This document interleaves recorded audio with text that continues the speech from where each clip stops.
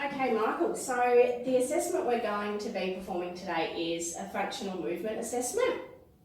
There will be 2 core exercises that I will get you to perform, and they will be core exercises that you'll tend to find throughout most strength training programs. I'll demonstrate them for you before I get you to do them for me.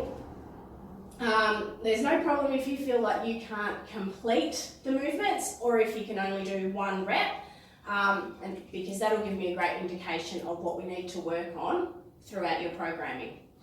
So the exercise I'm going to get you to do first is the push-up. So what I'm looking for here will be a nice straight line through your back. So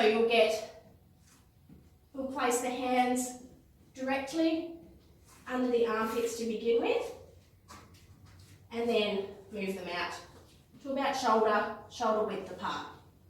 Okay?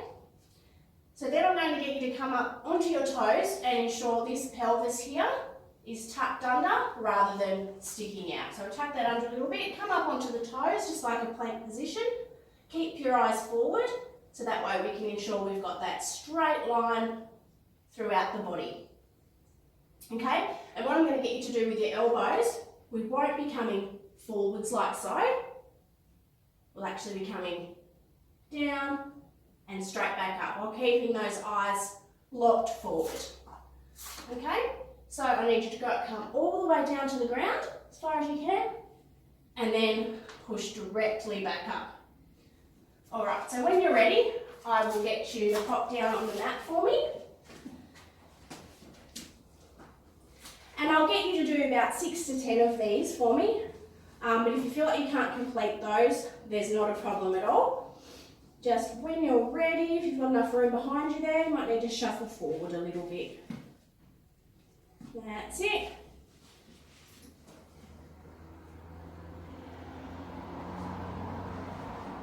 Ready?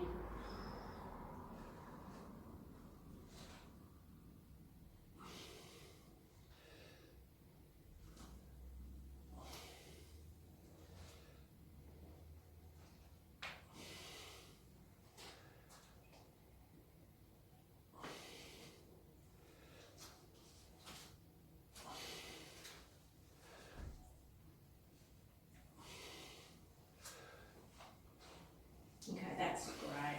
You can finish there if you like. Okay, so as you can tell, the push-up is an exercise. It's traditionally known for chest strength, but it's actually a full body exercise as well. So from what I can see, there may be a little bit of shoulder immobility, preventing you from getting the full range of motion, particularly from the anterior deltoid. Your shoulders didn't round forwards, which was great. They looked in the perfect alignment. So that tells me that the muscles in the chest, so the pectoralis major, aren't overly tight. So they aren't inhibiting the movement there in any way. Your lower back did start to curve a little bit. So to prevent this from happening, we can get you going with some core strengthening exercises. Your shoulder blades, so the scapula, which is back here, also appear to have a great range of movement, and this is something else that tells us that the pectoralis major is functioning well. Next up we'll have the lunge. So I'll demonstrate first and then I'll get you to have a go. So I'll just pop this mat out of the way.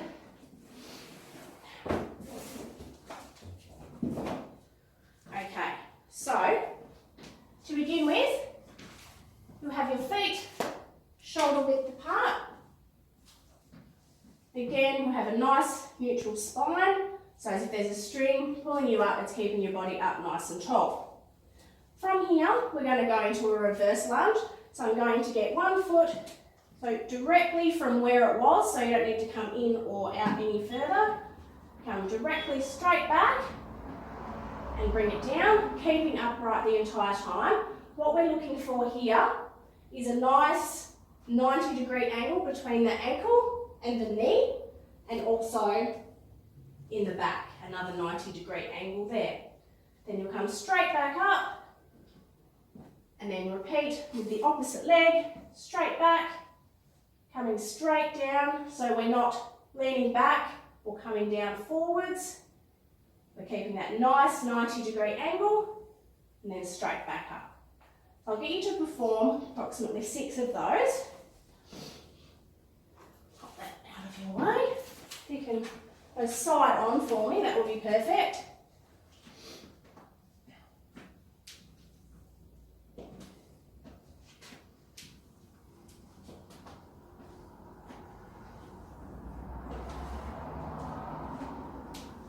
And the other leg for me.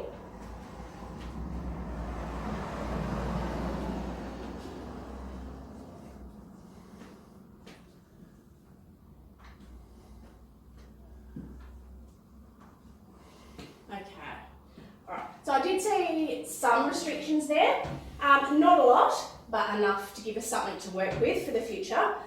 You appear to have a little bit of tightness through the hip flexors, through the front of the legs there. But your knee was tracking forwards as it should have been. So there's no instability through the QL muscle, which is down the side of the leg here. The gluteus maximus, which you'll find here, and the gluteus medius, which is up the top here, don't appear to be too weak or too tight, so they were functioning throughout the movement appropriately.